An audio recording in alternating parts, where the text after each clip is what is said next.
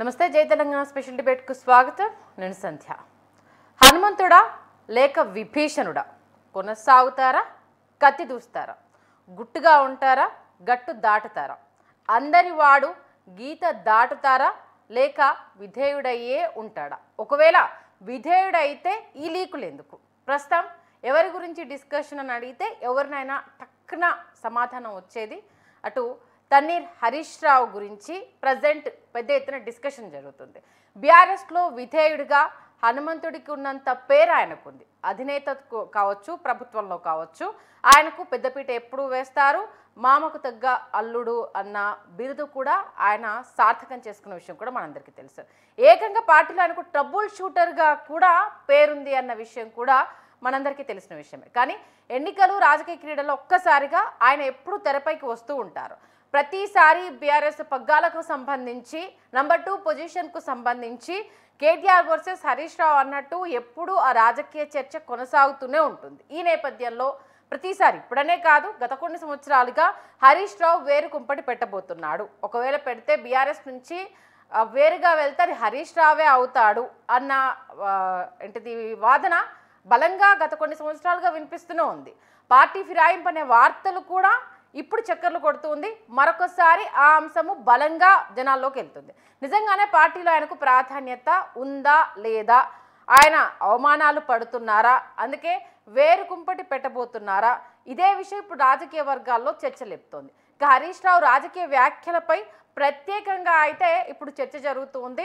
ఇక కేసీఆర్ నంబర్ 2, ఇంకా తన తర్వాత స్థానం కేటీఆర్ అన్న విషయాన్ని పదే పదే చెప్తూ వస్తున్న నేపథ్యంలో రజతోత్సవ సభలో హరీష్ రావు ప్రస్తావన కావచ్చు, ఎక్కడ ఫ్లెక్సీలు కావచ్చు, అఫ్కోర్స్ అక్కడ ఎవరికా ఇంపార్టెన్స్ లేకుండా అయితే స్టేజ్ పైన అందరూ ఒకటే అన్నది అయితే చూపించే ప్రయత్నం చేస్తున్నా హరీష్ రావు ప్రస్తావన ఎక్కడ రాలేదు అన్న అంశానికి సంబంధించి హరీష్ రావు వర్గీయులు ఒకంత అసహనాన్ని వ్యక్తం చేస్తున్నారు అనేసి చెప్తున్నారు. అసలు అంటే ఇప్పుడు ఈ పెద్ద ఎత్తున చర్చ జరగడానికి ప్రధాన కారణం ఏంటి? హరీష్ రావు ఏమన్నారు? ఒక్కసారి వినే ప్రయత్నం చేద్దాం. Bite please.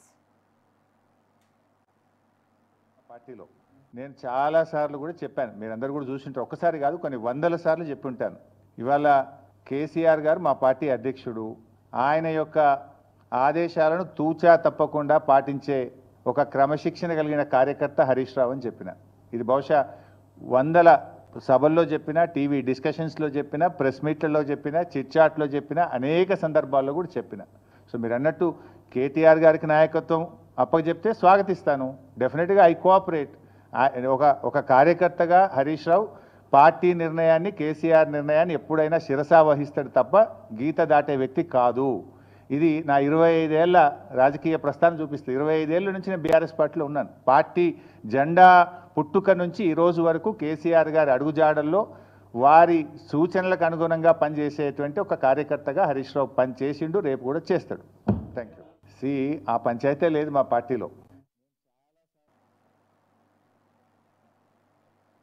ఎప్పటికప్పుడైతే హరీష్ రావు ఈ అంశానికి సంబంధించి వేరు కుంపటి అన్న ప్రస్తావన ఉండదు. నాకు ఎప్పుడు మా అధినేత మాజీ సీఎం కేసీఆర్ గారే, ఆయన గీత గీస్తే దాటను, ఈయన మన పార్టీకి నెక్స్ట్ కీ రోల్ పోషిస్తారు అన్నా కూడా ఆయన మాటలకు విధేయతగా ఉంటాము, పార్టీ భవిష్యత్తు కోసం ముందుకు వెళ్తాము. 25 ఏళ్ల రాజకీయ ప్రస్థానంలో కేసీఆర్ వెంటే ఉన్నాను, కేసీఆర్ వెంటే ఉంటాము, ఇక మీదట కూడా నడుస్తాము అన్న విషయాన్ని స్పష్టంగా తెలియజేసిన. ఎందుకు హరీష్ రావు వేరుకుంపటి పెట్టబోతున్నారన్న వార్తలు తెర మీదకి వస్తున్నాయి. అంటే కేటీఆర్కే ప్రాధాన్యత ఉంటుంది, తనకు ఉండదు అన్న విషయాన్ని ఎవరు దీన్ని హైలైట్ చేసే ప్రయత్నం చేస్తున్నారు? పార్టీలో చర్చ జరుగుతున్న నేపథ్యంలో మరి హరీష్ రావు అనునాయులు ఏమన్నా దీనికి సంబంధించి వ్యాఖ్యలు చేస్తున్నారా? ఎందుకంటే ఇప్పుడనే కాదు, మొన్న రజతోత్సవ సభకు సంబంధించి కూడా హరీష్ రావు గారు ఇచ్చిన ప్రతి ఇంటర్వ్యూలో ప్రతిపక్ష హోదాని ఎంజాయ్ చేస్తున్నాము, పార్టీలో నంబర్ 2 ఎవరు అనే దానికన్నా మా పార్టీ ముందుకు వెళ్ళడం అనేది నాకు ఇంపార్టెంట్, కేసీఆర్ గారు ఏ నిర్ణయం తీసుకున్నా దాన్ని శిరసావహించడము, జనాల్లోకి తీసుకొని వెళ్ళడం నా విధేయతగా భావిస్తాను అంటూ కూడా ఆయన పదే పదే చెప్తున్నారు. అయినా సరే ఎందుకు ఈ వ్యాఖ్యలు తెర మీదకి వస్తున్నాయి అంటే నిజంగానే నంబర్ 2 పొజిషన్ కోసము హరీష్ రావు వర్సెస్ కేటీఆర్, అలాగే కవిత కూడా పోటీ పడుతున్నారు అంటే ఇలా రకరకాల వార్తలు వస్తున్న నేపథ్యంలో మరొకసారి హరీష్ రావుకి సంబంధించి ఎందుకు టార్గెట్ చేయబోతున్నారు?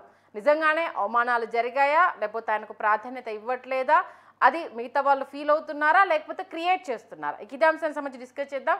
ప్రస్తుతం మనతో మాట్లాడడానికి బీజేపీ రాష్ట్ర నాయకురాలు హైందవి రెడ్డి గారు, అలాగే కరాటే రాజు నాయక్ గారు మనకు అందుబాటులో ఉన్నారు. హైందవి రెడ్డి గారు నమస్తే అండి. ఓకే, రాజునాయక్ గారు నమస్తే అండి. నమస్తే అండి. రాజునాయక్ గారు, ఒక్కసారి కార్ ఎక్కడన్నా ఆపుకొని ప్రశాంతంగా మాట్లాడే అవకాశం ఉందా?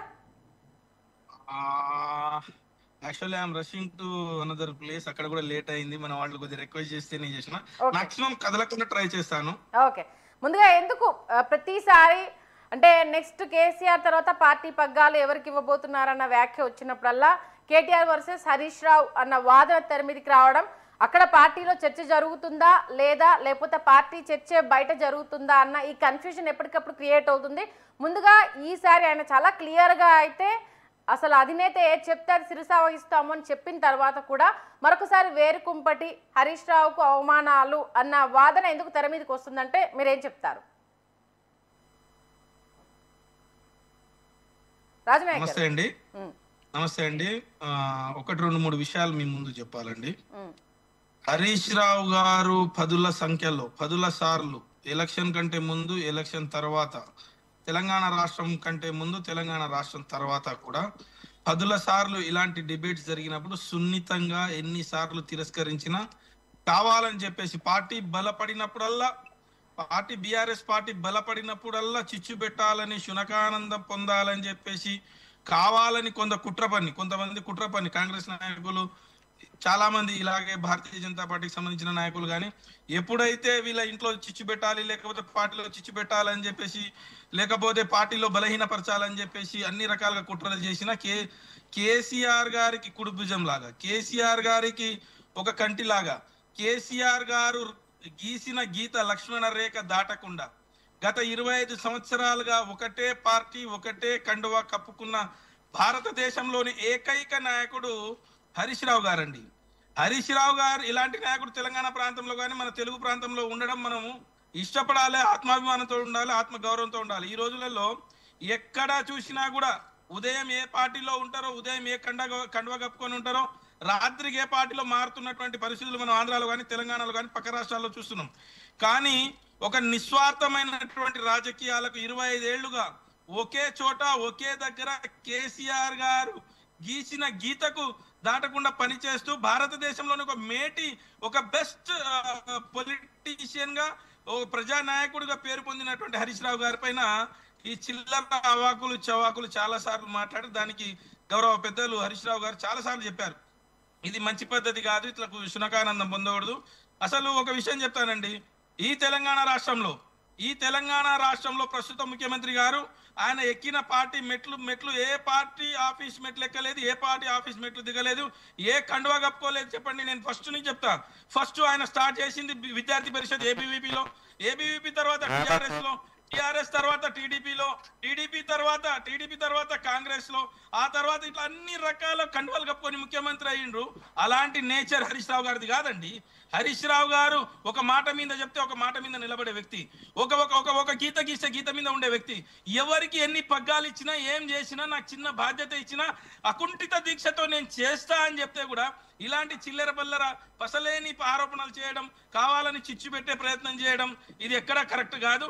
పార్టీని బలహీనపరచాలంటే, వ్యక్తులను బలహీనపరచాలంటే ఒక సిద్ధాంతమైన మాట్లాడాలి, ఒక సమస్యల పైన మాట్లాడాలి. కానీ వ్యక్తిగతంగా దేడతారు, ఇక పార్టీ బయటికి పోతుంది, చీలుస్తాడు, కొత్త పార్టీ పెడతాడు, లేకపోతే సరైన ఇది దొరకలేదు. కేసీఆర్ గారు ఏది ఆదేశిస్తే అది చేయడానికి నేను సర్వదా సిద్ధం అని చెప్పేసి హరీష్ రావు గారు చాలా సార్లు చెప్పారండి. అంటే రాజనాయక్ గారు, మీరు అన్న దాంట్లో ఒక 2 ప్రశ్నలు నావి. మీరే అన్నారు, ఇప్పుడు ఆయన కేసీఆర్ వెంట ఉన్నాడు, వీరవిధేయుడు, ట్రబుల్ షూటరు, ఈవెన్ 25 సంవత్సరాల ఎక్స్పీరియన్సు, ఆయన వాళ్ళ మామ వెంటే నడిచిన విషయము ఇదంతా తెలిసిందే. చాలా మందికి వస్తున్న డౌట్ ఏంటంటే కేటీఆర్తో కంపేర్ చేసుకున్నప్పుడు హరీష్ రావు గారు సీనియర్ కదా, ముందు పెద్దపీట ఆయనకు వేసిన తర్వాత కేటీఆర్కి వేయాలి కదా, మరి ఎందుకు ఆ ఒక్క విషయాన్ని విస్మరిస్తున్నారు అన్న ఒక వాదన తెర మీద తీసుకొస్తున్నారు. దీనికి ముందు సమాధానం చెప్పాక మరో ప్రశ్న నాది ఉంది, మీ సమాధానం. నేనేమంటున్నానంటే అండి, కేసీఆర్ గారు ఏ గీత గీస్తే కూడా కేసీఆర్ గారు ఏ గీత, నేను కేటీఆర్ గారికే కాదు ఎవరికి బాధ్యతలు చెప్పినా వారి నాయకత్వంలో పనిచేస్తా అని ఒక నిబద్ధత, నిజాయితీగా ఒక నిబద్ధతతో పని చెప్తున్నప్పుడు మనం సంతోషపడాలి. ఒక నిజాయితీతో చెప్తున్నప్పుడు సంతోషపడాలి. ఇక్కడ కుట్రలు కుతంత్రాలు చేసే అధికారాలు గుంజుకుంటున్నటువంటి ఈ పరిస్థితిలో ఇంత స్వచ్ఛమైన రాజకీయం చేసి నేను ఎవరిని బాధ్యతలు వారి నాయకత్వంలో పనిచేస్తా అని చెప్పేసి ఇంత ఇంత ఇంత నిజాయితీగా, ఇంత నీతిగా, ఇంత చెప్తున్నా 7 అడుగుల వ్యక్తి నిలిలి ఆయనకి ఇస్తే చేస్తాడా? ఇంకొకరు అది కేసీఆర్ గారి ఆదేశాలను శిరసా వహిస్తా, కేసీఆర్ గారు ఏది చెప్పిన దానికి చేస్తా, ఎవరికి అధికారం ఇచ్చినా వారి నాయకత్వంలో పని చేస్తా, కార్యకర్త నుంచి కింది స్థాయి నుంచి మీరు ఏ బాధ్యత అప్పచెప్పినా నేను చేస్తా అన్నప్పుడు the question does not arise కదండి. ఓకే సరే, మరి కాంగ్రెస్ లో బీఆర్ఎస్ పార్టీని అన్న విలీనం చేస్తున్నారా? ఎందుకంటే ఎంవీఎస్ ప్రభాకర్ చేసిన వ్యాఖ్యలు ప్రస్తుతం అయితే కాకరేపుతున్నాయి. మరి అలాంటి రహస్య ఒప్పందాలు జరిగాయి అన్న వాదన తెర మీద తీసుకొచ్చే ప్రయత్నం చేస్తున్నారు. దాని గురించి ఏమంటారు? ఇలాంటి తలకమాసిన వాళ్ళు చాలా మంది చాలా రకాలుగా చెప్పారండి. 100 సార్లలో ఏం చెప్పారంటే టిఆర్ఎస్ పార్టీ ఉండదు, రేపు మాపు ఆ పార్టీలకు పోతుంది, లేకపోతే కాంగ్రెస్ పార్టీకి బి పార్టీ బీఆర్ఎస్, లేకపోతే బీజేపీ పార్టీకి బీఆర్ఎస్ బి టీం, లేకపోతే కాంగ్రెస్ లో కలిపేస్తారు.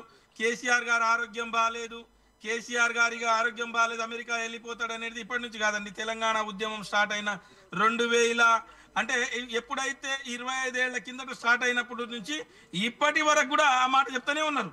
ఏమంటారు? ఇక రేపో మాప పోతుంది పార్టీ, లేకపోతే రేపో మాప మెర్జీ చేస్తారు, లేకపోతే ఇక కేసీఆర్ బక్కోడు ఏం చేస్తాడు, ఇక ఇలాంటివన్నీ చూసేసినాం.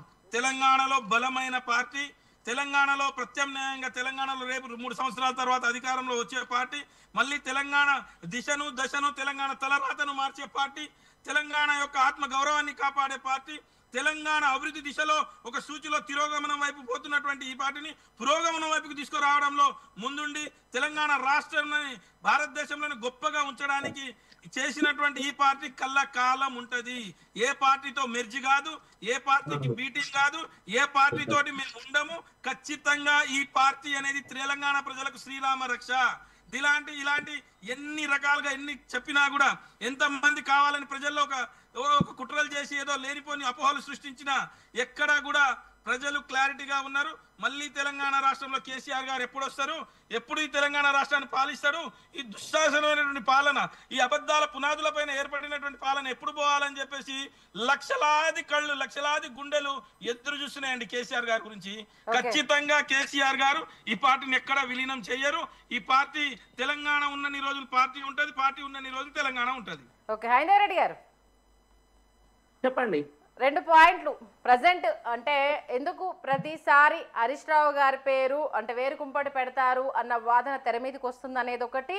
మరి ఎంవీఎస్ ప్రభాకర్ గారు చేసిన వ్యాఖ్యలు, రహస్య ఒప్పందం జరిగింది, విలీనం చేయబోతున్నారంటూ ఏ ప్రాతిపదికన అంటే ఏ అంశాలను బేరీజు వేసుకొని విలీనం జరగబోతుంది అని వ్యాఖ్యానించడము అనేది ఏంటది? ఇక్కడ 2 విషయాలు ఉన్నాయండి. ఫస్ట్ ఆఫ్ ఆల్ బీఆర్ఎస్ అన్నది ప్రజల పార్టీ కాదు, అది కుటుంబ పార్టీ, గుర్తుపెట్టుకోవాలి. కుటుంబంలో ఉన్నటోళ్ళే అక్కడ ఎంతసేపు ఉన్నా కూడా కేసీఆర్ తప్పితే కేటీఆర్ తప్పితే కవిత, లేకుంటే ఇంకెవరో అక్కడ ప్రెసిడెంట్ గా అయ్యే అవకాశం ఉంటుంది తప్ప మన రాజన్న లాంటిలో లేకుంటే ఇంకెవరో బయట నుంచి ఉద్యమకారులు ఎవరో పోయి ఇప్పుడు అక్కడ ప్రెసిడెంట్ కావాలి అని అంటే మాత్రం అవకాశం లేదు. ఇది 100% కుటుంబ పార్టీ. ఈ కుటుంబ పార్టీలో వాళ్ళ మధ్యలో జరిగేటటువంటి గొడవలు ఏవైతే ఉన్నాయో ఆ గొడవలలో తెలంగాణలో ఉన్నటువంటి మిగతా పార్టీలన్నీ కూడా వాళ్ళు రకరకాల ఊహాగానాలు మొదలైనవి ఇక్కడ. అయితే ఇక్కడ ఒక క్వశ్చన్ ఏంటంటే, రేపు తెలంగాణలో కేసీఆర్ గారు ఒకవేళ ప్రెసిడెంట్ కాకుండా ఒకవేళ ఇంకెవరైనా ప్రెసిడెంట్ చేయాలి అని అనుకున్నప్పుడు ఖచ్చితంగా వచ్చినటువంటి పేర్లు ఏవైతే ఉన్నాయో అందులో మొదటి ప్రయారిటీలో వచ్చేటటువంటి పేరు కేటీఆర్ గారే, వేరే ఆప్షన్ లేదు అక్కడ. అంతే, వాళ్ళకి కవిత గారు కూడా కాదు, ఈవెన్ కవితను కూడా వాళ్ళు ప్రపోజ్ చేయరు. ఎందుకంటే కేటీఆర్ అనేటువంటి ఆల్రెడీ వర్కింగ్ పార్టీ ప్రెసిడెంట్ గా ఉన్నాడు, మొత్తం ఆయన చేతిలోనే ఉంది పార్టీ అంతా కూడా. ఆ పార్టీలో ఏం జరగాలన్నా, ఒకవేళ వీళ్ళు కదలాలన్నా, వీళ్ళు ఏం మనం మాట్లాడాలి అన్నా కూడా కేటీఆర్ చెప్తే తప్ప వేరే వాళ్ళు ఇంకెవరు చెప్పినా నడవదు. కాబట్టి ఇక్కడ హరీష్ రావు పాత్ర ఏముందండి? అక్కడ హరీష్ రావు గారు ఏం చేస్తారు? కేవలం ఆయన కూడా పార్టీలో హరీష్ రావు గారి గురించి నిజాయితీ నిబద్ధత ఇవన్నీ ఉన్నాయని చెప్పేసి అని మాట్లాడుతున్నారు కదా.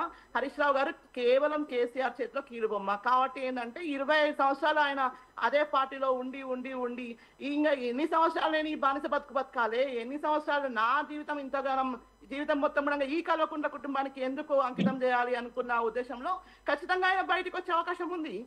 నాకు వచ్చే ఉద్దేశం లేదు అని కాదండి ఐందవి గారు, నాకు వచ్చే ఉద్దేశం లేదు అసలు. ఎమ్మెల్సీ ఎలక్షన్స్ ఎక్కడ ఉందండి బీఆర్ఎస్ పార్టీ? అసలు వీళ్ళు ఎమ్మెల్యే ఎలక్షన్స్ అయిపోయిన తర్వాత బీఆర్ఎస్ పార్టీ దేశం మొత్తం తిరుగుతాము, మహారాష్ట్రకు కార్లు వేసుకొని పోతురాయే, ఏమైంది మీ నేషనల్ పార్టీ? మరి నేషనల్ లెవెల్లో గతర లేపుతానే, భూకంపం లేపుతానే మరి కేసీఆర్ గారు ఢిల్లీలో ఆఫీసు పూజ చేస్తాయి.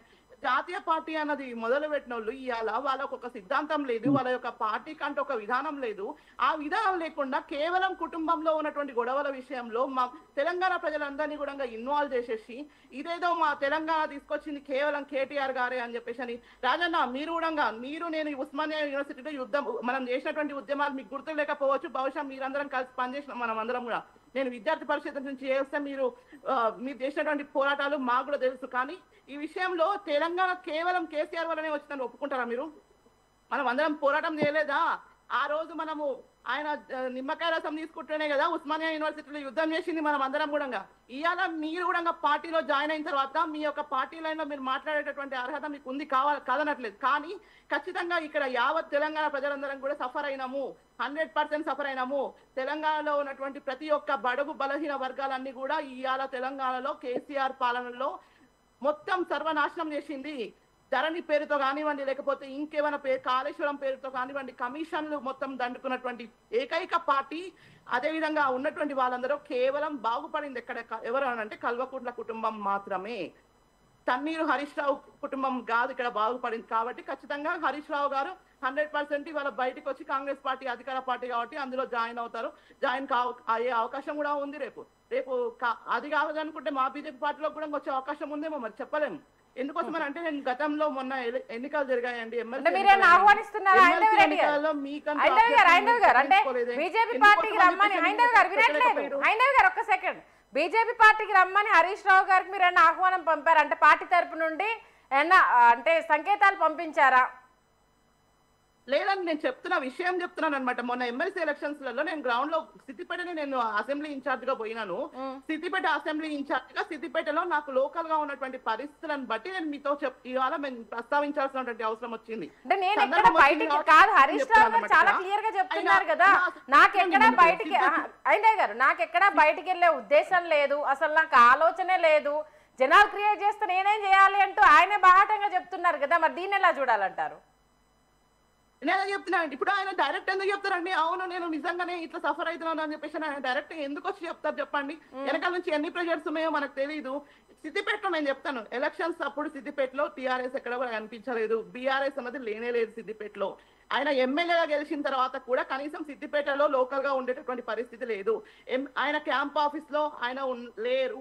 యాక్చువల్గా సిద్దిపేటలో ఉన్నటువంటి పరిస్థితి చాలా చండాలంగా ఉంది. అసలుకి ఎన్నికలు అయిపోయిన తర్వాత నుంచి ఇవాళటి వరకు కూడా ఆయన సొంత నియోజకవర్గాన్ని పట్టించుకోలేనటువంటి పరిస్థితిలో ఉన్నాడు హరీష్ రావు.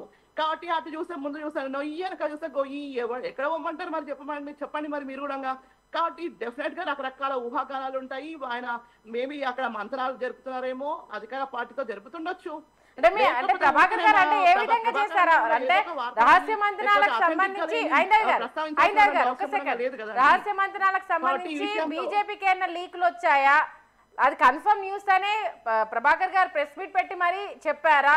ఏంటి అసలు కాంగ్రెస్ అంటే బీఆర్ఎస్ కాంగ్రెస్ విలీనం చేయబోతున్నారన్న వ్యాఖ్యల్ని ఆయన ఎలా చేశారు అసలు? దాన్ని అదే చెప్తున్నానండి.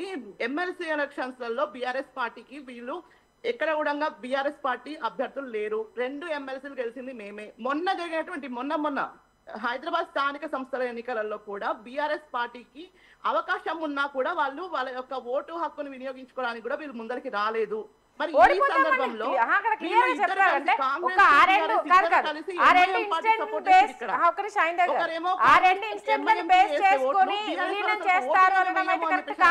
తరుణంలో నిజంగానే వీళ్ళిద్దరి మధ్యలో ఏదో సంబంధం ఉంది, వీళ్ళిద్దరు ఖచ్చితంగా రేపు పార్టీలను మెర్జ్ చేసుకుంటారేమో, మరి ఈ విషయం పైన కూడా ఒక రకంగా మేము కూడా ఆలోచించాల్సినటువంటి అవసరం వస్తుంది. చూస్తే ఎమ్మెల్సీ ఎలక్షన్స్ లోనే వీళ్ళు పెట్టలేక ఉన్నప్పుడు, అభ్యర్థులు దొరకలేదని వీళ్ళు అంటున్నప్పుడు, ఖచ్చితంగా స్థానిక సంస్థల ఎన్నికల లోపల కాంగ్రెస్ లో బీఆర్ఎస్ విలీనం కావడంలో ఆశ్చర్యపోయే అవసరం కూడా లేదు. ఒక్క సెకండ్ హైందవ్ గారు, కత్తి వెంకటస్వామి గారు కూడా జాయిన్ అయ్యారు. ఎందుకంటే ఒకటి ఎమ్మెల్సీ ఎలక్షన్ కి సంబంధించి సంఖ్యాబలం లేదు కాబట్టి స్థానిక సంస్థలకు సంబంధించి చాలా క్లియర్ గా చెప్పారు. సంఖ్యాబలం లేనప్పుడు పోటీలో నిలబడి అనవసరంగా అబాస్పాలు అవడం కన్నా బహిష్కరించడం బెటర్ అనేసి చాలా క్లియర్ గా చెప్పారు. కత్తి వెంకటస్వామి గారు నమస్తే అండి.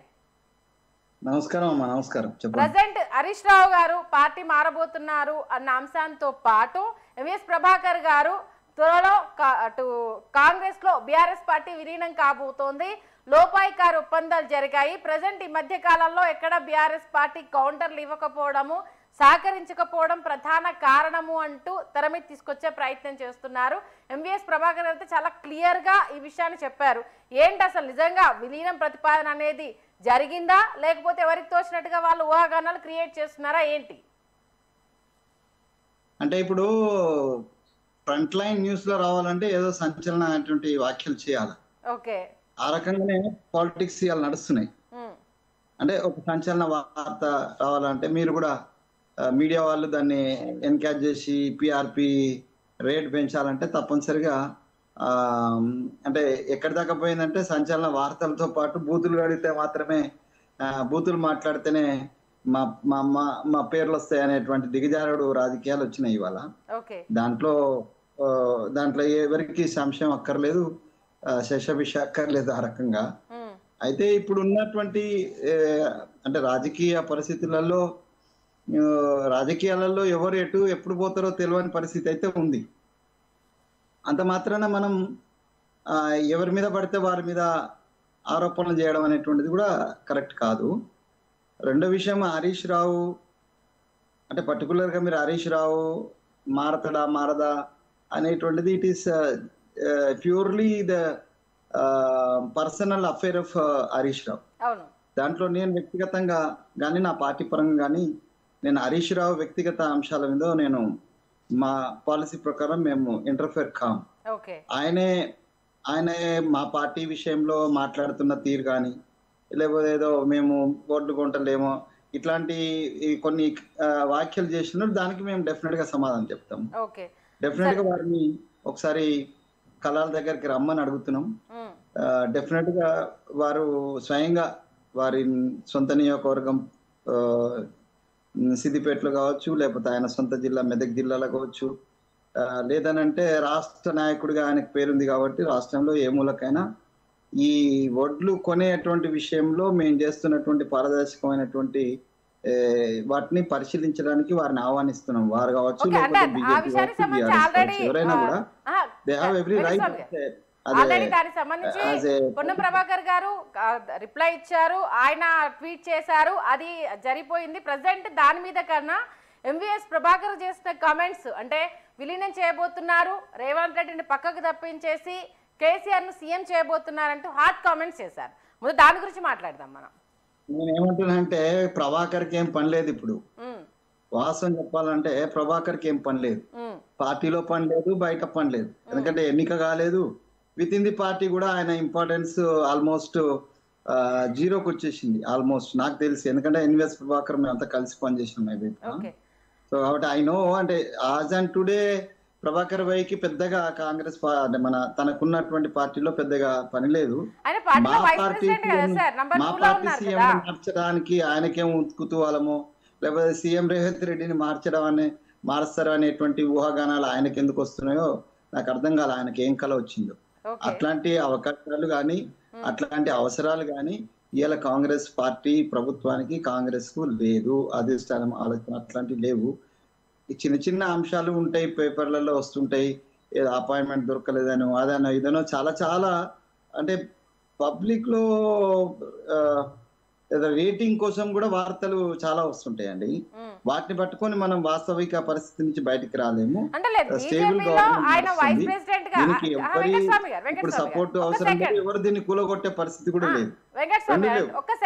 బీజేపీలో ఎంవీఎస్ ప్రభాకర్ గారు వైస్ ప్రెసిడెంట్గా ఉన్నారు, నెంబర్ 2 పొజిషన్లో ఉన్నారు. మీరు అన్నట్టుగా ఎవరో నార్మల్ పర్సన్ మాట్లాడి ఉండుంటే మేబీ ఇంత చర్చ జరగకపోయేదేమో. అవునన్నా కాదన్నా ఆయన వైస్ ప్రెసిడెంట్గా ఉన్నారు కాబట్టి నెంబర్ 2 పొజిషన్లో అక్కడ బీజేపీలో, తెలంగాణ బీజేపీలో కొనసాగుతున్నారు కాబట్టి ఖచ్చితంగా అంత పెద్దటి అంటే ఎక్స్పీరియన్స్ ఉన్న క్యాండిడేట్ మాట్లాడారు కాబట్టి కన్సిడర్ చేయాల్సి వస్తుంది ఇక్కడ. కన్సిడర్ చేయండి, మీరు కన్సిడర్ చేస్తే మాకు అభ్యంతరం లేదు. మేము కూడా ఆయన రెస్పెక్ట్ మాజీ ఎమ్మెల్యేగా, ప్రతినిధిగా, బీజేపీ లీడర్గా ఐఎమ్ నాట్ డిగ్రేడింగ్ ఇస్ పర్సనాలిటీని నేను డిగ్రేడ్ చేయటం లేదు. నేనేమంటున్నానంటే ప్రభాకర్ అన్నకు పార్టీలో ఏం పని లేదనేది చాలా స్పష్టం, వైస్ ప్రెసిడెంట్ అయినప్పటికీ కూడా. ఎందుకంటే ఇవాళ మీరు చూడండి, Prabhakar is a senior, Ramachandar is a senior, Endala Lakshminarayana is senior most అందరు. ఇప్పుడు మా పార్టీలో కూడా చాలా చర్చ జరిగింది కదా, రేవంత్ రెడ్డి గారు ప్రెసిడెంట్ అవుతున్న టైంలో అయిన తర్వాత కూడా రకరకాలైనటువంటి ఇవాళ బీజేపీ పరిస్థితి ఆనాడు కాంగ్రెస్ పరిస్థితి కంటే దరిద్రంగా ఉంది. ఇవాళ బీజేపీకి ప్రెసిడెంట్ ఎవరైతే డిస్కస్ చేద్దాం వెంకటస్వామి గారు. చిన్న బ్రేక్ తీసుకుందాం. బ్రేక్ తర్వాత అంటే ఎందుకు కాంగ్రెస్ పార్టీకి సంబంధించి సీఎంను తప్పించి ఇంకొకరిని తెరమి తీసుకొచ్చే ప్రయత్నము, దానికి మరి బీఆర్ఎస్ని విలీనం చేస్తున్నారన్న వ్యాఖ్యలకు సంబంధించి కూడా పెద్ద ఎత్తున చర్చ జరుగుతున్న నేపథ్యంలో అఫ్కోర్స్ అంటే ఆయన అన్న మాటలు కేవలం అంటే ఒక సెన్సేషన్ కోసం క్రియేట్ చేస్తున్నారని చెప్పినా, అంటే అటు సీఎం రేవంత్ రెడ్డి గారి మాటలు క్యాడర్లో కొంత వినట్లేదు, మంత్రులకు ఆయనకు మధ్య గ్యాప్ వచ్చింది, ఇలాంటి రకరకాల వార్తలకు ప్లస్ ఇప్పుడు ఈయన చేసిన కామెంట్స్కి సంబంధించి అయితే ఆజ్యం పోసే ప్రయత్నం ప్రజెంట్ అయితే జరుగుతూ ఉంది. మరి దీని గురించి ఏమంటారో తెలుసుకునే ప్రయత్నం చేద్దాం. చిన్న బ్రేక్ తీసుకుందాం. బ్రేక్ తర్వాత డిస్కషన్ కంటిన్యూ చేద్దాం. Stay with us.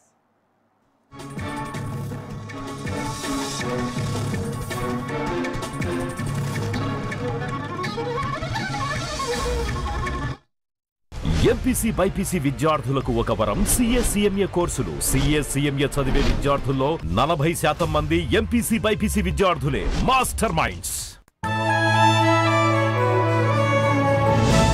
అప్పుడు ఇప్పుడు ఎప్పుడు ఆంధ్ర హాస్పిటల్స్, మన హాస్పిటల్స్. అప్పుడు ఇప్పుడు ఎప్పుడు ఆంధ్ర హాస్పిటల్స్, మన hospitals. Master minds the pride of India. గత 6 సంవత్సరాలలో CA/CMA ఫలితాలలో 12 ఆల్ ఇండియా ఫస్ట్ ర్యాంకులు. Master minds the pride of India. అప్పుడు ఇప్పుడు ఎప్పుడు ఆంధ్ర హాస్పిటల్స్, మన హాస్పిటల్స్. అప్పుడు ఇప్పుడు ఎప్పుడు ఆంధ్ర హాస్పిటల్స్, మన హాస్పిటల్స్. ఇంటర్ ఎంఈసీ చదివే విద్యార్థులకు సుమారుగా 1000 గంటలు CA ఫౌండేషన్ బోధిస్తున్న విద్యా సంస్థ. ఇతర విద్యా సంస్థల్లో చదివే విద్యార్థులను అడిగిన తరువాతే మాస్టర్ మైండ్స్ లో చేరండి. అప్పుడు ఇప్పుడు ఎప్పుడు ఆంధ్ర హాస్పిటల్స్, మన హాస్పిటల్స్. అప్పుడు ఇప్పుడు ఎప్పుడు ఆంధ్ర హాస్పిటల్స్, మన హాస్పిటల్స్.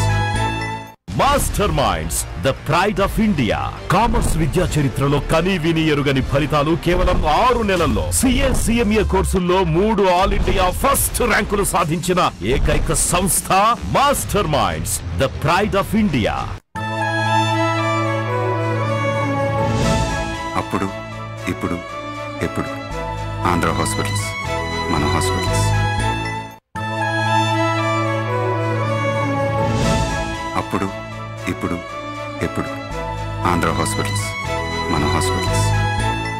ఇంటర్మీడియట్ CEC విద్యార్థులకు CEC తో పాటు CMA ఫౌండేషన్ బోధించే విద్యా సంస్థ మాస్టర్ మైండ్స్. సుమారు 600 గంటల పాటు CMA ఫౌండేషన్ బోధన మాస్టర్ మైండ్స్. అప్పుడు ఇప్పుడు ఎప్పుడు ఆంధ్ర హాస్పిటల్స్, మన హాస్పిటల్స్. అప్పుడు ఇప్పుడు ఎప్పుడు ఆంధ్ర హాస్పిటల్స్, మన హాస్పిటల్స్.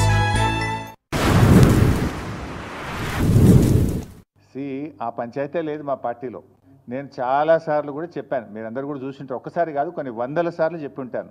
ఇవాళ కేసీఆర్ గారు మా పార్టీ అధ్యక్షుడు, ఆయన యొక్క ఆదేశాలను తూచా తప్పకుండా పాటించే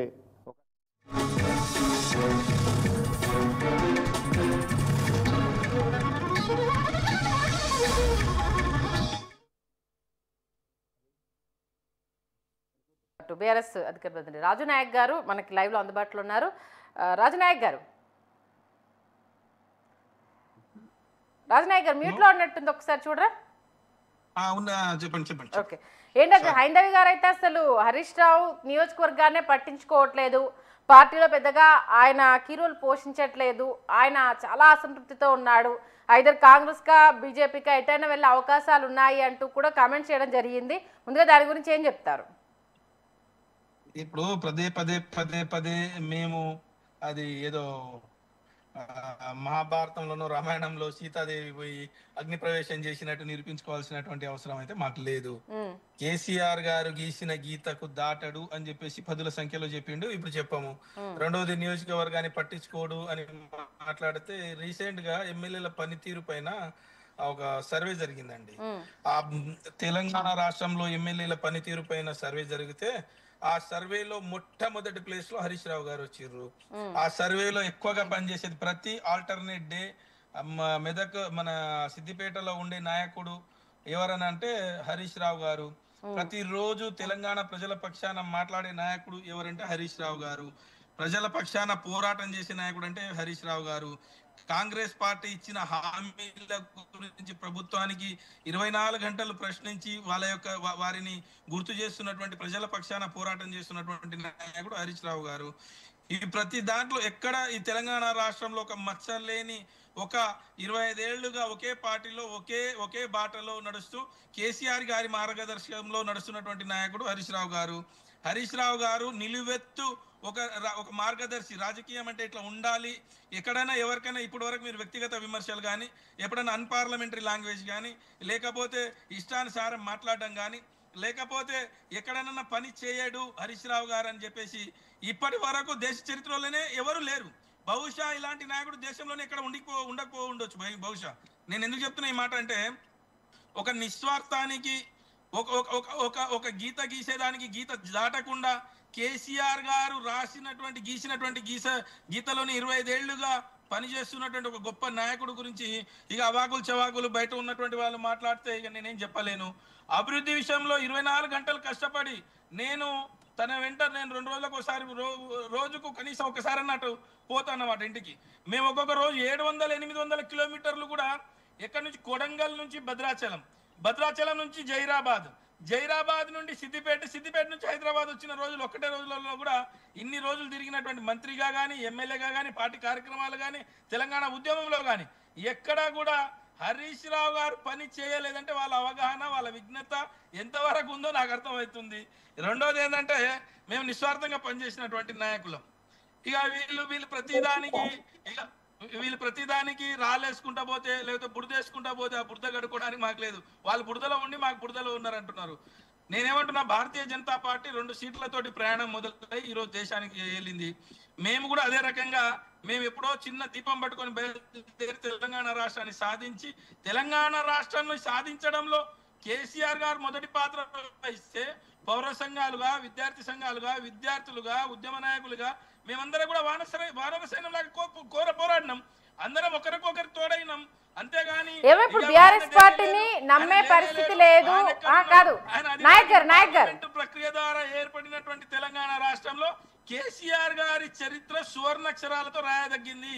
దాన్ని మీరు నేను ఎవరు చెప్పినా కూడా అది ఎక్కడా కూడా తుడిచిపెట్టుకుపోయేది కాదండి. అది నాయక్ గారు అంటే అంత చరిష్మా ఉంది కాబట్టే వేరుకుంపటి పెట్టే ఆలోచన కేవలం హరీష్ రావు గారికి మాత్రమే ఉంది అన్న వాదన తెర మీద తీసుకొస్తున్నారు. ఎందుకంటే అంత మీరు అన్నట్టు మైలేజ్ కావచ్చు, జనాల్లో క్రేజ్ కావచ్చు, ఆయనకున్న ఇమేజ్ కావచ్చు, మూడింటిని బేర్ చేసుకుంటే తర్వాత మామకు పోటీ ఎవరన్నా ఇచ్చేవాళ్ళన్న పార్టీలో హరీష్ రావు అన్న వాదన అందుకే గట్టిగా వినిపిస్తుందేమో అనుకోవడానికి ఆస్కారం లేదంటారా నాయక్ గారు? నేనేమంటున్నా, ఇలాంటి ఆస్కారాలు, ఇలాంటి మాటలు చాలా పుట్టినాయండి. ఈ దాంట్లకు ఇక్కడ సమాధానం చెప్పాల్సిన అవసరం లేదు. కేసీఆర్ గారు బతికున్న రోజులు ఆ రెండో ఆలోచన రాదు. కేసీఆర్ గారు దిశానిర్దేశం చేసి ఇక్కడ పని చేయాలి అని హరీష్ రావు గారికి చెప్తే అది ఎక్కడైనా పని చేస్తా అని చెప్పేసి కేటీఆర్ గారితో కానీ ఇంకా వేరే నాయకులు ఎవరు వచ్చినా పని చేస్తా అని స్వచ్ఛందంగా ఒప్పుకున్నప్పుడు ఈ క్వశ్చన్స్ ఎందుకు వస్తున్నాయి అంటున్నా. ఓకే, వెంకటస్వామి గారు, చెప్పడమ్మా. యాజ్ ఎ సీనియర్ గా అంటే ప్రతిసారి ఈ అంటే బీఆర్ఎస్ పార్టీ సంబంధించి వేరుకుంపటి అని అన్నప్పుడు హరీష్ రావు పేరు రావడం, గతంలో కూడా కాంగ్రెస్ పార్టీ నుంచి హరీష్ రావుని లాగేద్దామనే ప్రయత్నాలు జరగడం, ఇప్పుడు కూడా లాగడానికి రకరకాల ప్రయత్నాలు చేస్తున్నారంటూ వార్తలు రావడం వింటూ ఉన్నాము. అది పాసిబిలిటీ ఉందంటారా? కారు దిగి వేరే పార్టీలోకి హరీష్ రావు వెళ్ళడము అనేది పాసిబుల్ అవుతుందా? ఆయనను లాగడానికి కాంగ్రెస్ పార్టీలో అలాంటి ప్రయత్నాలు ఏమన్నా జరిగాయా? మీ అనుభవం ప్రకారం, మీ దృష్టిలో ఉన్న దాని ప్రకారం రెండింటికి కలిపి చెప్పండి. నాకు తెలిసి మా పార్టీ నుంచి ఆయన రమ్మని కానీ, లేకపోతే ఆయన వస్తే మేమేదో బాగుపడతాము, లేకపోతే మాకేదో పెద్ద మైలేజ్ వస్తుంది అనేటువంటి ఆలోచన మాకు యాజ్ ఆన్ టుడే ఏం లేదమ్మా. ఓకే, నేను అనుకోవడం భవిష్యత్తులో కూడా ఉండకపోవచ్చు. వారు మా పార్టీకి వస్తామని కొద్దిమంది ఇప్పుడు ఎమ్మెల్యేలు వచ్చింది, చాలా మంది మేము పిలవలేదు, చాలా మంది ఎమ్మెల్యేలు వచ్చినారు, కొంతమంది వచ్చినారు, అంతా వెనక ముందు ఆడుతున్నారు, మేము వచ్చినాం అంటున్నాం, రానంటున్నాం, ఇట్లా రకరకాలు ఉన్నాయి. కానీ మేము హరీష్ రావు గారికి ఇప్పటి వరకు మా నుంచి ఆహ్వానం లేదు, వారు మమ్మల్ని కాంటాక్ట్ చేయలేదు, రెండు లేదు. ఇక రెండో విషయం, కేసీఆర్ గారితో హరీష్ రావు ఉంటాడా వెళ్ళిపోతాడా అనేటువంటి అంశం వచ్చితే, నేను కేసీఆర్ గారితో, హరీష్ రావు గారితో, ఈటెల రాజేందర్ గారితో, వీళ్ళందరితోటి కలిసి పనిచేసిన ఉద్యమ నాయకుడిగా, బీఆర్ఎస్ పార్టీ కాదు, లేకపోతే కాంగ్రెస్ పార్టీగా కూడా కాదు. ఆ రోజు నేను కాంగ్రెస్ లో లేను, నేను ఎంప్లాయీగా ఉన్నా. నాకున్న అవగాహన ప్రకారము ఆ 4 ఓ 5 వాళ్ళు విడిపోయే సమస్య లేదు. వాళ్ళు సురక్షితంగా ఒకరి కోసం ఒకరు ఎంతైనా త్యాగం చేసుకొని ఆ కుటుంబం చేతిలో ఉన్న ఆ పార్టీని రక్షించుకొని లాభం పొందే ప్రయత్నం చేస్తారు తప్పితే వాళ్ళు కొట్టుకొని ఇంకోరికి అవకాశం ఇస్తారని నేను అనుకోవటం లేదు. హరీష్ రావును కేసీఆర్ తన కొడుకు కంటే ఎక్కువ ప్రేమిస్తాడు, హరీష్ కూడా అట్నే చేసినాడు, హరీష్ కూడా అదే ఉన్నది. ఇప్పుడు మనం రాజకీయాల వ్యక్తి యొక్క వ్యక్తిత్వాన్ని కించపరచలేము. నేను హరీష్ రావు గారి వ్యక్తిత్వాన్ని నేను I don't want to degrade, and KCR గారు ఆయనకి ఇస్తున్నటువంటి ప్రియారిటీని కూడా నేనేం తక్కువ చేయాలి. సో యాజ్ టుడే చిన్న చిన్న అంశాల విషయంలో విభేదాలు ఉండొచ్చు. ఇంకోటి ఏంటంటే కాంపిటీషన్ అనేది ఉంటది. In the almost Harish is more senior than ఇది కేటీఆర్ కంటే సీనియర్, దాని డౌట్ ఏం లేదు, కేటీఆర్ కంటే సీనియర్.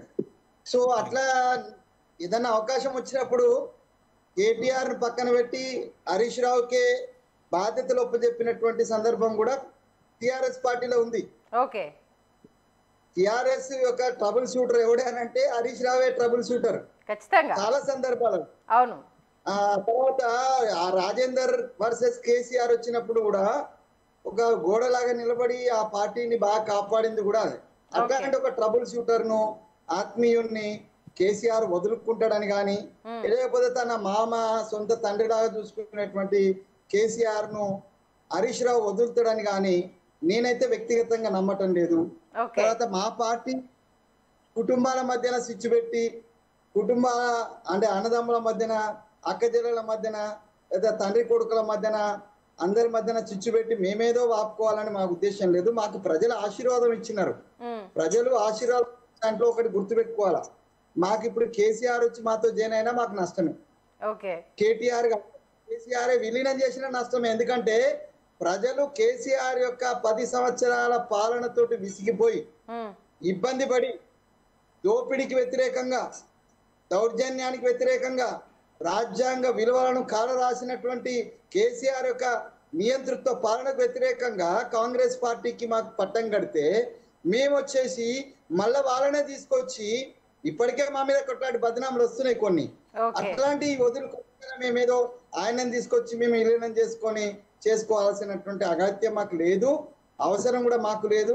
నేను అనుకోవడం వాళ్ళకు కూడా అవసరం లేదు అనుకుంటున్నాను. వాళ్ళు కూడా ఒక పార్టీ ఉన్నారు. మనం వాస్తవాలు మాట్లాడుకోవాలా. ఇలా తీసిపడేస్తే చీమని తీసిపడేసినట్టు మాట్లాడితే కుదరదు. రేపు డెఫినెట్ గా పోటీ తీయాల్సి వస్తుంది అంటే అది స్థానిక సంస్థల ఎన్నికలు కావచ్చు, రేపు ఇంకొక ఎన్నికలు కావచ్చు. ఇక భారతీయ జనతా పార్టీకి 1-2 ఊహించిన వానండి, వాళ్ళు ఎమ్మెల్సీ గెలుస్తారని కానీ, లేకపోతే ఇంకొకటి గెలుస్తారని ఊహించలే కదా. 8 సీట్లు ఎంపీ గెలుస్తారని ఊహించలే కదా. కానీ ఒక రకమైనటువంటి వేవ్ లో వాళ్ళు గెలిచినారు. కాబట్టి ఏ పార్టీ ఎప్పుడు లేస్తుంది, ఎప్పుడు పడుతుంది అనేటువంటిది all depends on the public mood. కాబట్టి పబ్లిక్ మూడ్ డిక్టేట్ చేసే స్థితిలో లేము. ఉన్న వాస్తవాలన్నా మాట్లాడుకోవాలా. ఉన్న వాస్తవాలు మాట్లాడుకుండా ఏది అభూత కల్పన చేసి మాట్లాడము నాకైతే చేత కాదు మేడం. అందుకోసమే చాలా క్లియర్ గా రియలిస్టిక్ అదే వెంకటస్వామి గారు మీతో వెంకటస్వామి గారు మిమ్మల్ని అందుకే అడగడానికి రీజన్ కూడా అదే. అంటే వెంకటస్వామి గారు మా పార్టీ నుంచి వారికి ఆహ్వానం మేము వింజలేదు, మా పార్టీ దగ్గరికి ఆయన రాలేదు, ఇప్పుడు మేము రావాలని కూడా కోరుకోవటం లేదు. ఎందుకంటే వాళ్ళకి ఇప్పుడు దోపిడీ చేసిన ఆరోపణలు ఉన్నటువంటి కేసీఆర్ గారు మా పార్టీకి వస్తే ఏం ఉపయోగం ఉంటదండి చెప్పండి? మమ్మల్ని ప్రజలు దుమ్ముకుపోతారా పోయారా?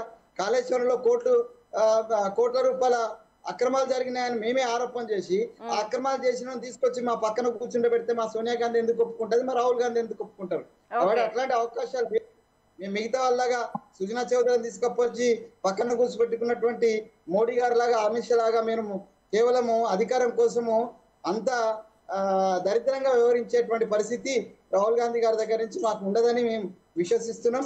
రెండోది మాటికి మొదలు సీఎంను మారుస్తారు, రేవంత్ రెడ్డి మారుస్తారు అనేది నేను రాసి పెట్టుకోండి. 5 సంవత్సరాలు ఈ రాష్ట్రంలో కాంగ్రెస్ ప్రభుత్వం ఉంటది, సీఎం రేవంత్ రెడ్డి గారు ఉంటాడు. మాకు ఎట్లాంటి డిస్ప్యూట్స్ లేవు, ఎట్లాంటి అది లేదు, మేమేం ఆల్టర్నేట్ ఆలోచిస్తలేను. ఏఐసిసి ప్రతినిధి అని చెప్తున్నాను, మా అధిష్టానానికి ఇట్లాంటి ఆలోచనలు అంటే ప్రతిపక్షాలకు వచ్చే పిచ్చి ఆలోచనలు అయితే మా వాళ్ళు లేవనేది చాలా స్పష్టమండి. ఓకే, అందుకే వెంకటస్వామి గారు ఏదున్నా నిఖార్సుగా చెప్తారు, అది కుండబద్దలు కొడతారు. కాబట్టి అందుకే ఆయనతో ఉన్న అంటే గతంలో ఉన్న అనుబంధంతో కావచ్చు, ఇప్పుడు జరుగుతున్న పరిణామాలను నేపథ్యం చేసుకొని మిమ్మల్ని ఆ క్వశ్చన్ అడగడం జరిగింది. మన రాజకీయ విశ్లేషకులు బండారు రామ్మోహన్ గారు కూడా జాయిన్ అయ్యారు. రామ్మోహన్ గారు, ఆల్మోస్ట్ అలా అయితే అటు బీఆర్ఎస్ అలాగే కాంగ్రెస్ అధికార ప్రతినిధి కత్తి వెంకటస్వామి గారు కూడా హరీష్ రావుకు సంబంధించి ఆయన రాడండి, అది పాసిబుల్ కాదండి అంటూ కుండబద్దలు కొట్టేశారు. అయినా సరే పదే పదే ఈ చర్చ ఎందుకు జరుగుతుందంటారు? సంధ్య గారు, మీకు రాజునాయక్ గారికి అట్లాగే వెంకటస్వామి గారికి నమస్కారం. మన రాజనీతి ప్రేక్షకులకు కూడా నేను కూడా దాంతో ఏకీభవిస్తున్నాను. ఆయన రాడు, వీళ్ళు తీసుకోరు. అంటే వీళ్ళు తీసుకుంటారా అంటే వస్తే తీసుకుంటారా అంటే వస్తే కూడా తీసుకోమని వెంకటస్వామి గారితో పూర్తిగా ఏకీభవిస్తున్నాను. ఎందుకంటే సరే పార్టీలు 2 సీట్లు ఉన్న బీజేపీ మొన్నటి దాకా 303 సీట్లు గెలుపుకుంది, సరే మొన్న తగ్గింది అనుకోండి. అట్లాగే కొన్ని పార్టీలు మటమాయమైపోయినాయి. భారతదేశంలో ముఖ్యంగా మన తెలుగు రాష్ట్రాలలో 50 సంవత్సరాలు దాటి 40 సంవత్సరాలు దాటిన పార్టీ అంటే తెలుగుదేశం, 44 సంవత్సరాలు అవుతుంది. అట్లాగే 25 సంవత్సరాలు దాటిన పార్టీ బీఆర్ఎస్. ఒక ప్రత్యేక పరిస్థితుల్లో పుట్టిన పార్టీ ఉద్యమ పార్టీ. మంచి చెట్టు ఆనాడు కూడా జాతీయ ఉద్యమంలో పుట్టిన పార్టీ కదా మనకు. అంతకుముందు కాంగ్రెస్ కూడా 140 ఏళ్ల పార్టీ. కనుక పార్టీలు ఎప్పుడు పుడతాయి, ఎప్పుడు అంతరిస్తాయి అనేది ప్రజలు తెలుస్తారు. చరిత్ర నిర్మాతలు ప్రజలే. వీళ్ళ టీ కప్పుల తుఫాన్లకు పార్టీలు కొట్టుకోవు, పార్టీలు నిలబడవు, కూడా 2 ఉంటాయి. ఉదాహరణ చెప్పాలంటే తెలుగుదేశం పార్టీ వాళ్ళ మన తెలంగాణలో అస్తిత్వం కోల్పోయింది. ఎందుకు? ప్రత్యేక పరిస్థితులలో ఒక ఆకాంక్ష కోసం పోరాడిన సందర్భంలో కొన్ని పార్టీలు అక్కడ బాగుండొచ్చు, ఆంధ్రప్రదేశ్ బ్రహ్మాండంగా ఉన్నది, కానీ ఇక్కడ ఎందుకు పోయింది తెలుగుదేశం పార్టీ అంటే? తెలుగుదేశం పార్టీ లీడర్లు చాలా మంది కేసీఆర్ ఇట్ సెల్ఫ్ కాంగ్రెస్ నుంచి తెలుగుదేశం నుంచి ఇక్కడికి వచ్చిన వాడే కదా, మొదట్లో కాంగ్రెస్ ఉన్నవాడే కదా. కనుక అట్లా చూసుకుంటే కొందరు మరి కాంగ్రెస్ నాయకులు అందరు కలిస్తేనే వాళ్ళ బీఆర్ఎస్ ఏర్పడింది. కొత్త పార్టీ కొత్తగా ఎవరు రాలే. కొత్తగా ఎవరు వచ్చిందంటే కేటీఆర్, హరీష్ రావు కూడా కొత్తగానే, అంతకుముందు కాంగ్రెస్ పార్టీలో లేడు, టీడీపీలో అంతకంటే లేడు. అట్లా కొందరు కవిత కానీ వీళ్ళందరూ కొత్త తరం చాలా మంది ఉన్నారు. ఇవాళ నాయక్ గారు కానీ చాలా మంది మాకు వేరే పార్టీ నుంచి వచ్చిన వాళ్ళు కాకుండా చాలా మంది బీఆర్ఎస్ నుంచి వచ్చిన వాళ్ళు ఉన్నారు. సరే హరీష్ రావు దగ్గరికి వస్తాను నేను. మొత్తం మీద మామ గుణాలన్నీ పుణికిపుచ్చుకొని హరీష్ రావు అంటే ప్రేమ లేదు, ద్వేషం అంటే అంతకంటే లేదు. నేను ఒక డిప్లొమాట్గా నేను ఒక రాజకీయ విశ్లేషణ చెప్పేది ఏంటంటే హరీష్ రావు మిగతా మామతో సమానంగా కొన్నిసార్లు మామ కంటే ఓపిక పనిచేసే పార్టీ కార్యకర్త. అందుకని ఆయన ఇవాళ కాదు మొదటి నుంచి అంటున్నాడు, అన్ని ఎన్నో ఇబ్బందులు ఎదుర్కొన్నా, ఎంతో ఒడిదొడుకులు వచ్చినాయి పార్టీలకు, కానీ ఆనాడు కూడా నిలబడ్డది ఒకే ఒక్క మాట, మా కేసీఆర్ నాయకుడు మా అందరికి కూడా ఎవరికైనా మా నాయకుడు కేసీఆర్, ఆయన ఎవరిని తీసుకొచ్చి ఎక్కడ పెట్టినా మేము పనిచేస్తామని అన్నారు. ఆ రకంగా మంత్రి పదవి ఇచ్చినా ఇవ్వకపోయినా ఒక 6 నెలలు పక్కన పెట్టినా ఆ రకంగా ఆయన పార్టీలో ఉన్నాడు. ఇవాళ ఫిరాయింపురించి ఇవాళ వచ్చిన సంధ్య గారు, గతంలో మనం చూసుకుంటే మొదట్లో ఉద్యమ పార్టీగా ఉండి పోటీ చేసిన మొదట్లోనే 2004 ఎన్నికల్లో హరీష్ రావు గారు మంత్రి ఉన్నాడు కదా, మరి ఆనాడే విమర్శలు వచ్చినాయి, ఆనాడే ఒక రకంగా పుకార్లు వేసింది. ఏమనంటే రాజశేఖర రెడ్డి గారిని కలవగానే కేసీఆర్ గారు వ్యతిరేకంగా రాజశేఖర రెడ్డి గారిని కలిసిండు, పోయిండు, పార్టీని చీలుస్తారని. ఇవాళ కాదు కదా, 20 ఏళ్ల క్రితం, ఇవాళ 2025లో ఉన్నాం, సరిగ్గా 20 ఏళ్ల క్రితమే ఈ పుకారు వచ్చింది. మరి దానికి మనం ఏమంటాం? కానీ సమస్య లేదు. ఏదైనా సరే ఈ టీ కప్పుల తుఫాన్ అనుకుంటున్నాను ఈ పార్టీలో అధికారంలో లేకపోయినప్పుడు ఏంటంటే కొన్ని అసంతృప్తులు ఉంటాయి, మంచి ఉంటుంది, చెడు ఉంటుంది. కొన్ని మన అంటే వరంగల్ ఉందంటారు అసంతృప్తి అనేది ఏమన్నా రామ్మోహన్ గారు రానియలేదు, ఎవరిని మాట్లాడియలేదు అని విమర్శ ఉన్నది. కనుక ఇవన్నీ చూస్తే ఏంటంటే రామ్మోహన్ గారు హరీష్ రావు అసంతృప్తి అనేది ఒక్క సెకండ్ రామ్మోహన్ గారు రాజకీయ పార్టీలో, టిఆర్ఎస్ పార్టీలో, బిఆర్ఎస్ పార్టీలో కీలకమైన వ్యక్తి. అన్న, తమ్ముడు అని, ఆ పెద్దన్న అని ఇట్లా మొత్తం మీద పార్టీ కార్యకర్తలతో కానీ నాయకులతో కానీ చాలా కలివిడిగా ఉండే మనిషి తాను. కానీ కేటీఆర్ కొంచెం హరీష్ రావు కేటీఆర్ మనం బేరీ చేసుకున్నప్పుడు ఆ కేటీఆర్ కొంచెం గర్విష్టని, లేకపోతే కింది స్థాయిలో కలుపుకోబడిన విమర్శ ఉంది వాళ్ళ పార్టీలో, నేను చెప్పింది కాదు. కనుక ప్రతిపక్ష పార్టీలో కూడా మంచి విలువ ఉన్న నాయకుడు ఎవరైనా ఉంటే కేసీఆర్ ఫస్ట్ అయితే, తర్వాత హరీష్ రావు ఉంటాడు. కనుక హరీష్ రావు పార్టీ ఫిరాయిస్తారంటే నేను నమ్మను, అది అవసరం కూడా లేదనుకుంటాను. అసంతృప్తి అంటే ఏ రకంగా అసంతృప్తి అని మీరు అనుకుంటున్నారు? మీ ఉద్దేశం ప్రకారము అసంతృప్తి ఎక్కడ ఉందనుకుంటున్నారు? ఏ రకమైన అసంతృప్తి అంటే పదవులకు సంబంధించా, లేకపోతే ఆయనకు ప్రాధాన్యత ఇవ్వట్లేదు అంటూ వస్తున్న పుకార్లకు సంబంధించా, లేదా మొన్న రజతోత్సవ సభకు సంబంధించి అయితే ఓన్లీ అది వన్ మ్యాన్ షో, ఆయన ఒకటే మాట్లాడతారు, ఇంకెవరికి ఇంపార్టెన్స్ ఇవ్వరని చెప్పిన తర్వాత కూడా అవమానం జరిగింది అంటూ పదే పదే చెప్తున్న నేపథ్యము ఆయన దాన్ని అసలు ఎక్కడా ప్రస్తావించలేదు, బయటకు వస్తానని చెప్పలేదు. ఆయన నేను మా మామ వెంటే ఉంటాను, ఆయన ఏది చెప్తే దానికే శిరోధార్యం అంటూ కూడా క్లియర్గా చెప్పిన తర్వాత కూడా ఎందుకు అంటే పదే పదే వేరుగుంపటి పెడితే హరీష్ రావే పెడతాడు అన్న వాదన ఎందుకు తెర మీదకి వస్తుంది అంటారు? ఇవాళ కాదు, ఎన్టీ రామారావు, చంద్రబాబు నాయుడు ఎట్లనో ఇలా హరీష్ రావే రేపు ఏకమేకవుతాడు అని చెప్పి 20 ఏళ్ళ క్రితం అన్నమాట కదా. 2004 నుంచి అంటున్నమాట కదా. మరి 20 ఏళ్ళ నుంచి అయితే కాలే కదా. నేను ఆనాడే 2004 అని చెప్పినా మన టీవీలలో, ఇప్పుడు అది చెప్తున్నాను. అయితే ఎవ్వరు కూడా తన ఎక్కిన కొమ్మని నరుకోరు. ఇవాళ బీఆర్ఎస్ లో, టీఆర్ఎస్ లో ఉండడం ఉన్నది వేరుంటది. కాంగ్రెస్ లో పోతే అందరిలో ఒకడైతాడు, అంటే లింగాలో బోడి లింగం అవుతాడు. కానీ హరీష్ రావు పెద్ద కాడు కదా. అందుకని నేను ఏమంటున్నా అంటే ఏ పార్టీలకు పోయినా, బయట పార్టీలకు పోతే, ఇక్కడ ఇప్పుడు ఏదైనా పార్టీ వేరే దానికి పోతే ఇప్పుడు సంజయ్ గారు అప్పుడు బీఆర్ఎస్, టీఆర్ఎస్ హరీష్ రావు అంటారు, కానీ ఇంకో పార్టీ వచ్చిన పేరు చచ్చినా పోదా అంటున్నాను కదా. అందుకనే ఆయన మారడు, మేనమామ గుణాన్ని పురికిపుచ్చుకున్నాడు. ఇంకోటి పార్టీలో ఇప్పటికైనా ఆయన స్థాయి ఎప్పటికీ అట్లే ఉంటది, కొత్తగా మారేది ఏం లేదు. కాకపోతే ఏంటంటే బయటవాడు దయ్యం వచ్చి కయ్యం పెట్టినట్టు ఇప్పుడు బయటవాడు చాలా మంది అంటున్నారు. నేను అన్నాను కదా 2004లోనే హరీష్ రావు ఏది కొత్త పార్టీ పెడితే టీఆర్ఎస్ చీలిపోద్ది అన్నారు. అసలు మకలో పుట్టి పుప్పలో పుట్టి మకలో పోయే పార్టీ అన్నాను. ఏమైంది? నిలబడ్డది కదా, 25 ఏళ్ళు నిలబడ్డది కదా. అందుకనే పార్టీ 25 నిలబడ్డది కనుక తెలుగుదేశం పార్టీ లాగా ఓట్లు లేకుండా పోతాయా చెప్పలేం. అందుకని చూశారు కదా, 0 మనకు పార్లమెంట్ సీట్లు ఒకటి కూడా రాలేదు. అంటే రాజకీయాల్లో ప్రజలు ఆలోచన చేస్తారు, ఏది జరగాలి, ఎవరికి కరగాల్సి వాద పెట్టాలి, ఎవరికి ఎప్పుడు ఎక్కడ ఉంచాలి తెలుసుకున్నారు ఉన్నది కూడా. అందుకని బీజేపీ అధికారంలోకి వస్తుందనే మూడు నుంచి తెలంగాణలో కాంగ్రెస్ అధికారంలోకి వచ్చింది అనుకోకుండా వాళ్ళు కూడా ఊహించాలంటున్నారు. వెంకటస్వామి గారు పార్టీలో ఉన్నారు కనుక మనం ఒప్పుకోకపోవచ్చు, కానీ కాంగ్రెస్ పార్టీ ఇట్సెల్ఫ్ వాళ్ళ అధికారంలోకి వస్తుంది అనుకోలేదు.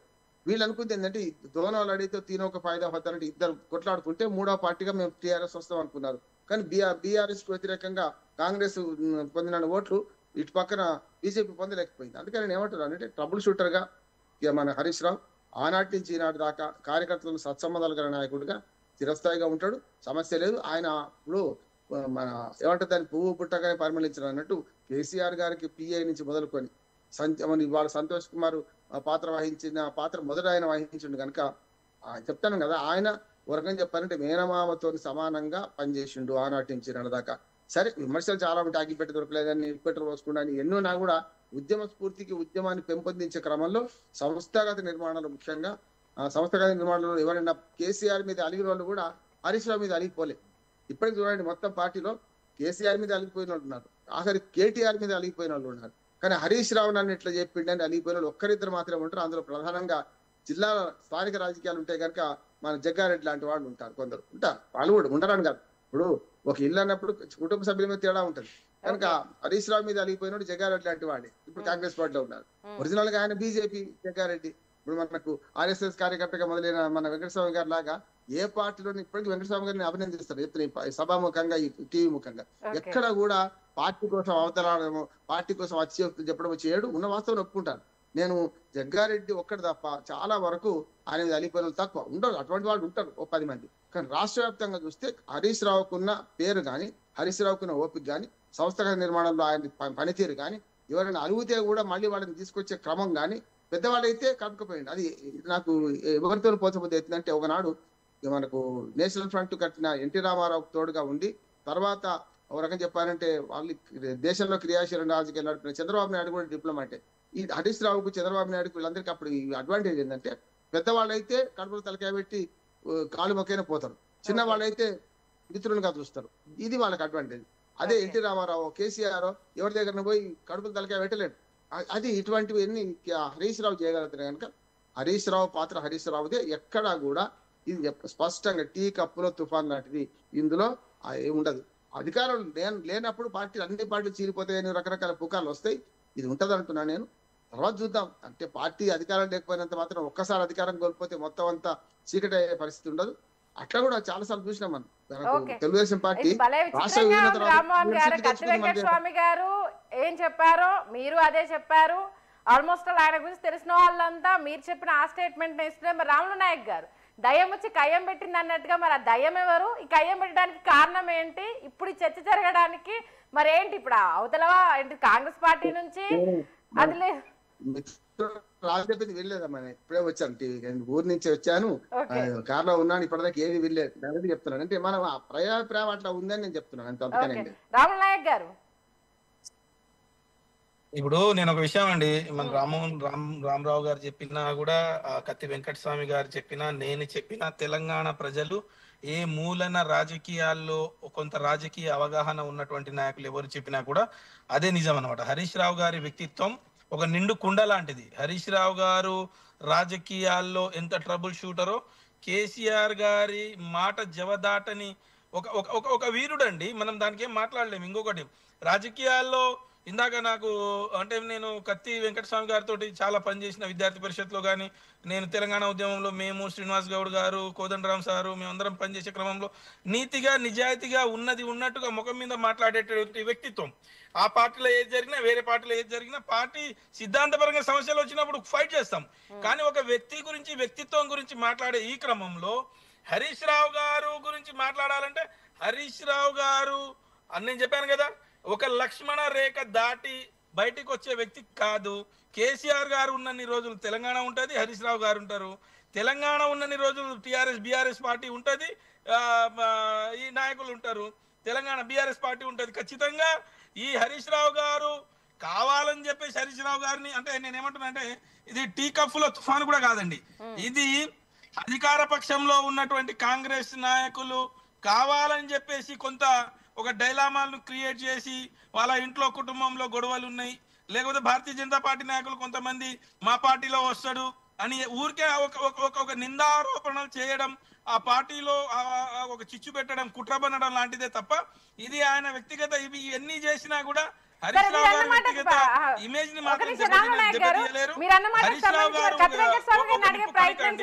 ఖచ్చితంగా హరీష్ రావు గారు బీఆర్ఎస్ పార్టీలో ఉంటారు. కేసీఆర్ గారు నిర్దేశించిన పని చేస్తారు. కార్యకర్త కింది స్థాయి నుంచి పై స్థాయి వరకు ఏ పని అప్పచెప్పినా ఒక అకౌంటెంట్ దీక్షతో పనిచేస్తారు. ఓకే, అంటే కత్తి వెంకటస్వామి గారు చాలా క్లియర్ గా చెప్పారు, మాకంత అవసరం లేదు. ఇప్పుడు ఆయన వచ్చి మాకు పార్టీకి పెద్దగా చేసేదేం లేదు, ఆల్రెడీ వాళ్ళను వద్దనుకొని మాకు ఓటేశారు కాబట్టి అసలు ఆ తుఫాన్ క్రియేట్ చేయాల్సిన అవసరం మాకు లేదని కత్తి వెంకటస్వామి గారు అంటున్నారు. కత్తి వెంకటస్వామి గారు రాములు నాయక్ గారు అది కాంగ్రెస్ వినిపిస్తలేదండి. కత్తి వెంకటస్వామి గారు చెప్పండి అమ్మా, చెప్పండి. అదే రాములు నాయక్ గారు ఓన్లీ అది కాంగ్రెస్ కు బీజేపీకి తప్పితే ఇంకెవరికి అవసరం లేదు, హరీష్ రావు పార్టీ మారుతున్నాడు అని క్రియేట్ చేయడము వాళ్ళకి తప్పితే ఇంకొకరికి అవసరం లేదు అంటున్నారు. ఏమంటారు? అసలు ఇప్పుడు అవకాశంలాగా తిప్పి తిప్పి కాంగ్రెస్ మీద కింద తెచ్చిండో రాజు నాకు అర్థం కాలేదు. దీంట్లో మా పార్టీ ఏం లేదు. మేము ఇప్పుడు ఆయన మీద కామెంట్ చేసింది లేదు. నేనైతే చాలా స్పష్టంగా చెప్తున్నా కదా, మా అవసరం ఆయనకు లేదు, ఆయన అవసరం కూడా మాకు లేదని నేను అనుకుంటున్నా. సో రెండు రకాలుగా అంటే రెండు విషయాలండి ఇక్కడ. ఒక వ్యక్తి అంత ఈజీగా తన కమిట్మెంట్ టువర్డ్స్ సమ్ పార్టీ ఏదైతే ఉన్నదో దాన్ని అంత ఈజీగా వదులుకొని ఎలా వెళ్ళగలుగుతాడు? అంత ఈజీ కాదు. అట్లాంటిది పార్టీకి మూల స్తంభంగా ఉన్న వాళ్ళు వెళ్ళిపోవడం అనేటువంటిది చాలా అరుదుగా జరిగేటువంటి ప్రక్రియ. ఏదో అంటే చాలా పెద్ద అంశాలు వచ్చినప్పుడు మాత్రమే అట్లాంటివి జరుగుతాయి. రిమైనింగ్ టైంలో జరగవు. అది హరీష్ రావు గారి విషయం కావచ్చు, కత్తి వెంకటస్వామి విషయంలో కావచ్చు, ఇంకొకరి విషయంలో కావచ్చు. కాబట్టి ఇప్పుడు మేముగా నేను ఏమని చెప్తున్నా, ఇప్పటి వరకు మేముగా హరీష్ రావు గారు మా పార్టీకి రావాలని కానీ లేదంటే టిఆర్ఎస్ పార్టీ మా పార్టీలో విలీనం కావాలని కానీ మాకు అనుమాత్రం ఆలోచన కూడా లేదండి. ఇక లేనప్పుడు మేము క్రియేట్ చేసేది ఎక్కడొస్తుంది చెప్పండి. సో వాళ్ళు అట్నే ఉండదు. నేనైతే చాలా స్పష్టంగా చెప్తున్నాండి. రాజు ఇందాక మాట్లాడుతూ మేము ప్రజా సమస్యలు నేనేమని కోరుకున్నా అంటే బలమైనటువంటి ప్రతిపక్షం ఉండాలా దేశంలో కానీ రాష్ట్రంలో కానీ. బలమైన ప్రతిపక్షం ఉండాలా. ప్రతిపక్షము గట్టిగా ఉండి అది ప్రజాపక్షంగా పనిచేసినప్పుడు మాత్రమే అధికార పక్షము డెఫినెట్ గా ఒక సత్మార్గంలో నడిచి ప్రజలకు సంక్షేమానికి ముందుకు పోయేటువంటి అవకాశం ఉంటది. విమర్శలు చేసి వ్యక్తిగత విమర్శలు చేసేసే కాకుండా నిర్మాణాత్మక ప్రతిపక్షము ఈ దేశంలో ఉండాలి. అది రాజ్యాంగ స్ఫూర్తి. కాబట్టి నేనైతే టిఆర్ఎస్ పార్టీ ప్రతిపక్షంగా బతికుండాలి. వాళ్ళు మాతో కొట్లాడాలి. మా తప్పులుంటే ఎత్తి చూపాలి, లేకపోతే మా మీద నిలదీయాల్సుకుంటే నిలదీయాలా. మేము ప్రజలకు చేసే సేవను కనీసం పొగడకపోయినా మేము ఎక్కడన్నా చేయకపోతే చేయండి అని గుర్తు చేయాలా. అతను నేను కోరుకుంటున్నా. ఆ రకంగా వాళ్ళందరూ వచ్చి మా దగ్గర చేరిపోయి. థ్యాంక్ యూ వెంకటస్వామి గారు, థ్యాంక్ యూ రాములు నాయక్ గారు, థ్యాంక్ యూ రామ్మోహన్ గారు, అలాగే ఐందవ రెడ్డి గారు కూడా థ్యాంక్ యూ. ఖచ్చితంగా అయితే ఇది రాజకీయ పుకారు తప్పితే హరీష్ రావు మనసులో ఆలోచన ఎప్పటికీ రాదు. ఆయన ఎప్పటికీ కేసీఆర్కి వీర విధేయుడే. ఆయన ఏది చెప్పినా గీట దాటకుండా పనిచేయడం మాత్రమే హరీష్ రావుకు తెలుసు. కేవలము వాళ్ళ రాజకీయ లబ్ధి కోసము పార్టీలో ఏదో తుఫాన్ రేపే ప్రయత్నం తప్పితే ఇది ఎట్టి పరిస్థితుల్లో జరగదు అనేసి అంటూ. నిజంగా విచిత్రం ఏంటంటే అటు కాంగ్రెస్ కావచ్చు, ఇటు రామ్మోహన్ నాయుడు గారు కావచ్చు, అంటే సుదీర్ఘ రాజకీయ విశ్లేషణ అనేది రామ్మోహన్ గారికి తెలుసు కాబట్టి వాళ్ళు ఆయన గురించి పొగడము అనేది, ఆయన వ్యక్తిత్వం గురించి తెలిసిన వాళ్ళు ఎవరైనా ఇది జరగదు అంటూ కుండబద్దలు కొట్టడం అనేది జరుగుతున్నా కూడా, అంటే రామ్మోహన్ గారు చెప్పినట్టు 2004 నుంచి ఆయన మంత్రి పదవి చేసినప్పటి నుంచి కూడా ఇప్పటికీ ఒక ఏంటిది విషయం అయితే సర్క్యులేట్ అవుతూనే ఉంది. రేపు వేరుకుంపటి పెడితే మాత్రం అది హరీష్ రావే పెడతాడు, హరీష్ రావుకు మాత్రమే సాధ్యమవుతుందన్న వ్యాఖ్యల్ని నేను ఈవెన్ మీడియాకు వచ్చినప్పటి నుంచి కూడా అది వింటూనే ఉన్నాను. బట్ ఇప్పటివరకు అయితే సాధ్యం కాలేదు. బట్ ఈ రూమర్ మాత్రం ఇంకా కంటిన్యూ అవుతూనే ఉంది. చూద్దాం మరి దీనికి సంబంధించి ఇంకా రాబోయే రోజుల్లో ఎలాంటి చర్చలు వస్తాయి. దీనికి సంబంధించి మరొకసారి హరీష్ రావు గారు ఏమంటారు అన్నది మాత్రం తెర మీద చూడాల్సిందే. ఇది వాళ్ళ special debate. Keep watching news 360.